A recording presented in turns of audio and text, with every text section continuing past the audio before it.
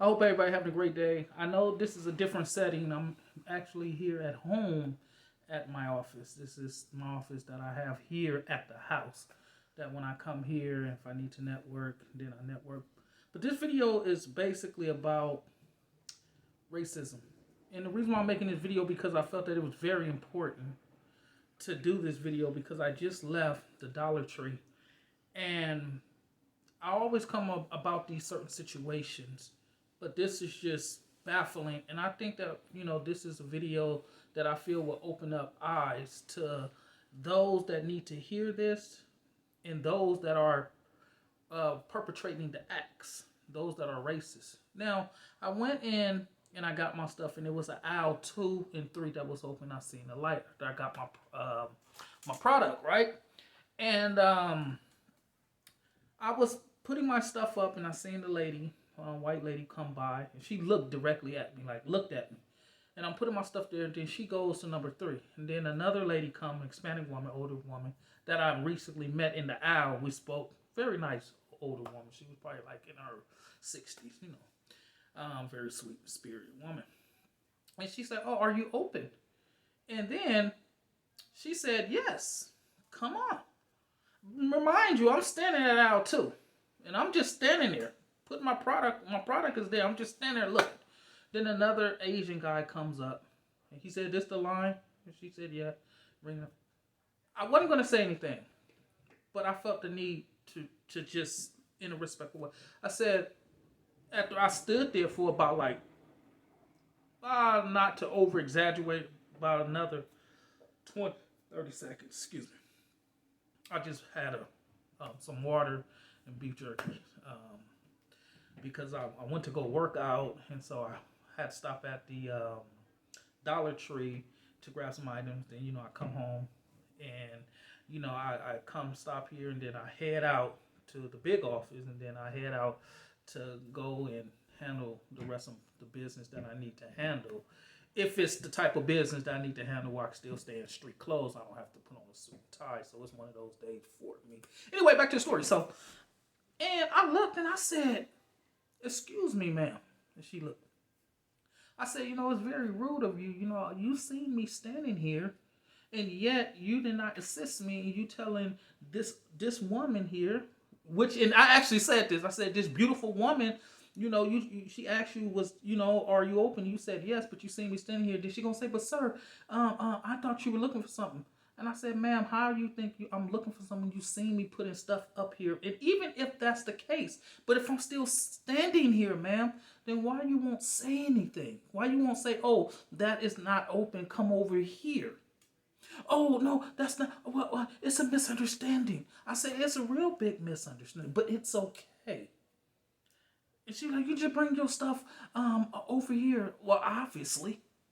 So I said, "Okay, no problem." And I said, "Oh, you know what? I'm not going to even make a big scene over it." Because she kept trying to talk. And I was like, "It's okay." Because this young man, which is he wasn't really a young man, but I'm always calling older people, whoever can. I just say young man. We all young in Christ. So anyway, I was like the Asian guy, and he had a little a boy with him. But I thought it was a girl because I couldn't see. And I was like, I'm not gonna say that because this man, gentleman here may have this young gentleman here have his young daughter here and whatnot, and and they don't need to be hearing stuff like this. So let's just go ahead and hash it out and so forth.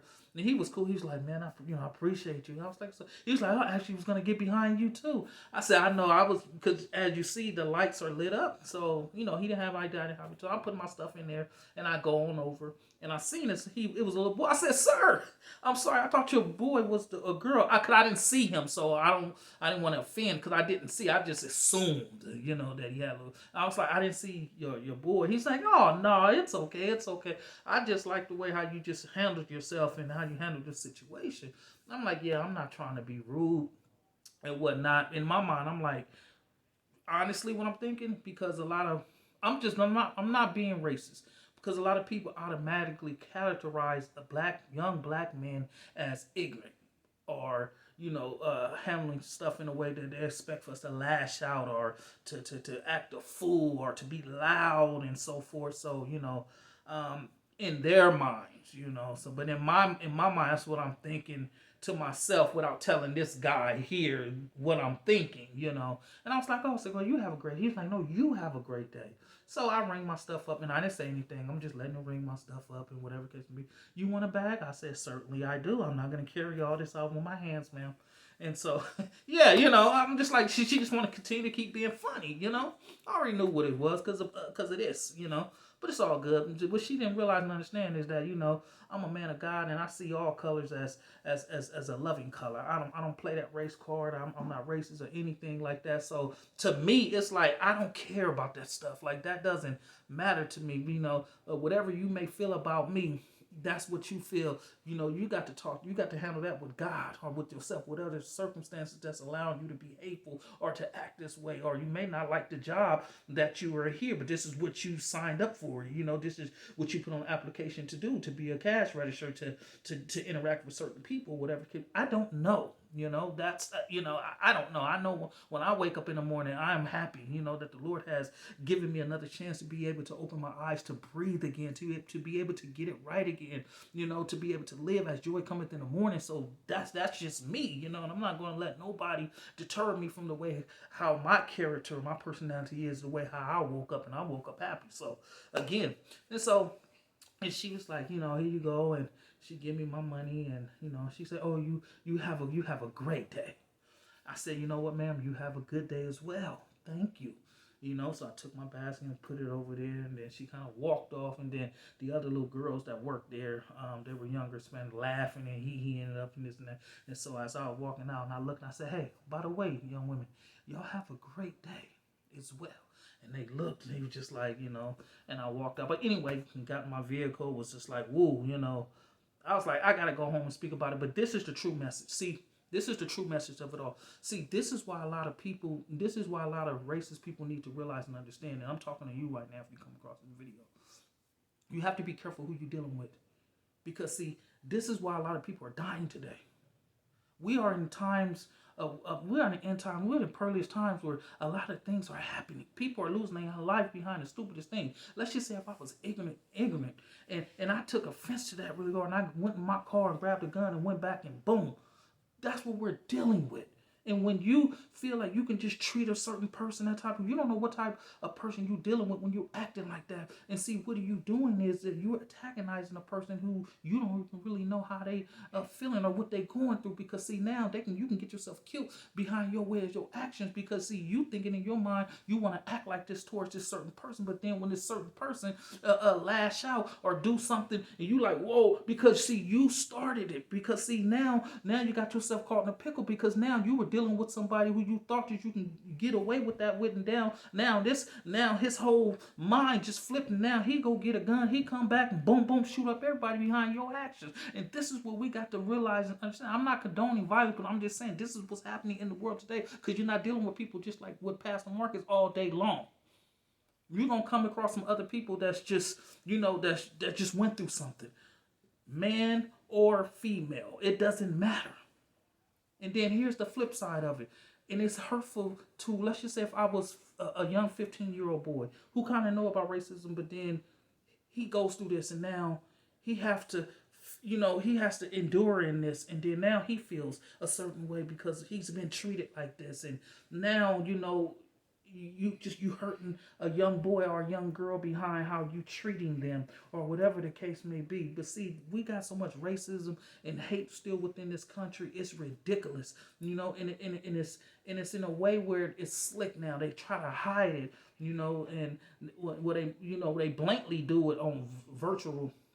You know, because everybody can pretty much be who they are, and you N word, and I hate ends and all this stuff. So you know, in these video games, they can do. It's a lot that goes on where they do this because see, don't nobody know who they are. Everybody just know them by a gamer tag, and so they can freely be on live and on a headset and can really be to the fact that they can really display who they really are and stuff like that. But see, you know, it's a sad thing. Why? You know, why hate me? I didn't do anything, and I know some of the time it can stem from a situation where maybe this person got jacked by a black person. So now, you know, and this can happen 20 or 8 years ago, and they still carry that. So they look at all black people as, you know, but it's not all black people that are that are like that. You know, white people rob and kill. You know, Hispanic rob and kill, Asian rob and kill, Samoan rob and kill, Chinese, Korea rob and steal. You know, and whatever ethnic background they rob and steal. Everybody does it. You get what I'm saying? So it's not that's just like, oh, because you know he's black or whatever the case may be. You just ran across one of those type of black persons that you had that bad encounter or experience with, but it's not everybody. You know, we have to start walking in love, but you know, like the Bible says, the love of many will grow cold, and it's growing cold between the people because racism is more than it was. So back, it's in the same element, but what they do, they try to be slick about it. You know, now today you got racist people. Hey, how you doing? Shake your hand, and you know, as soon as you turn back, I can't stand that old. You know, but yet you thinking that was a cool person, but that's how they operate now, and they treat you and such like that. When you go into places and you order your food, they make you wait, or they take their sweet time, whatever. I had another incident happen to me. I was at the stop sign, an Hispanic lady was crossing the street, and she looked at me, knew I was black. She said, "She's gonna really start taking her time to cross the street," and I'm like, "Really? Like you putting pep in your step until you realize I was black, and then you want to slow down because you know I start. I'm not gonna lie to you guys. I'm gonna pass it. I'll be real. I start just going, as soon as she passed by, I'm like, I'm gonna wait till she step up on the curb, but I'm just like, man, you know. But when it was time I go, I kind of stepped on the gas a little bit later. And I'm like, come on, woman, you know what you're doing. Like, I don't be like that. But you know, it's just sad today, you know, and I'm just like, wow, like people really are really acting like this, you know, and this is not good, you know. But I believe that us Christians need to set the tone and really show um, the example. And I think I showed the example today. For one, I showed her that I wasn't that type of black that will lash out and be ignorant. I wasn't that type of black that will give you attitude back. That I still showed you respect and I handled my way. I handled myself in a way that I should have, and it was displayed in front of many others. You know, and that's what it's all about. And it don't really have to be about. It has to be always be about Christ. But I'm just talking about. You don't have to be a Christian, but I'm just saying respect. You get what I'm saying? And that's what it boils down to. But anyway, I just wanted to display that, and I just wanted to share this with you because I felt it was the need to, you know, because the true message behind this is you got to be careful because you know people are dying today, and it's just like road rage. You know, people kill you because of that. People kill you behind anything. I'm gonna be doing another video. I'm gonna be doing a couple of videos today that the Lord wanted me to share with you guys, but I just had to put this out now and it is going to explain the demonic forces that is happening today upon the violence and stuff like that. And so it'll probably coincide with this video. But anyway, I'm about to go ahead and end it. I just want to let you guys know I love you. Thank you for supporting me, and let's walk in love, and let's show how love is and stuff like that. And even for those who are not, like LGBTQ, for one, we don't hate you.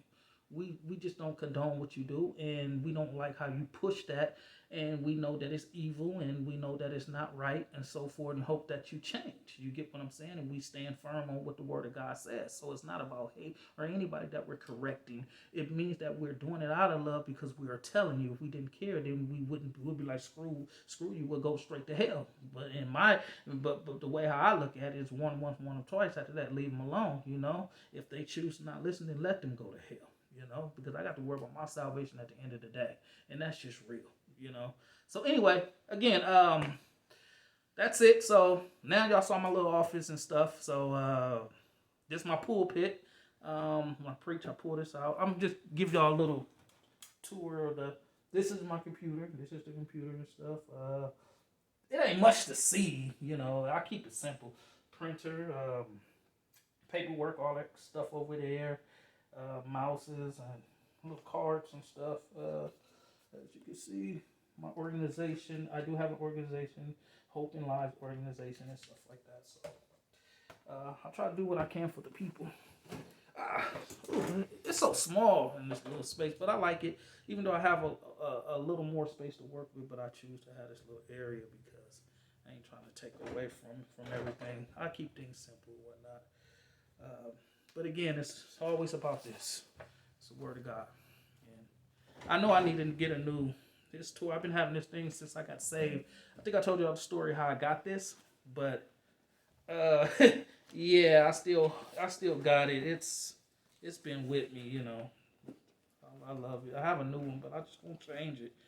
It's a lady, older lady that gave it to me. I was in the store when I first got saved. She was like, "Oh, you know, um, something different about you and so forth." And anyway, long story short, we got to talking, and she wanted to buy this Bible thing for me, so I treasured. Lost her contact a long time ago.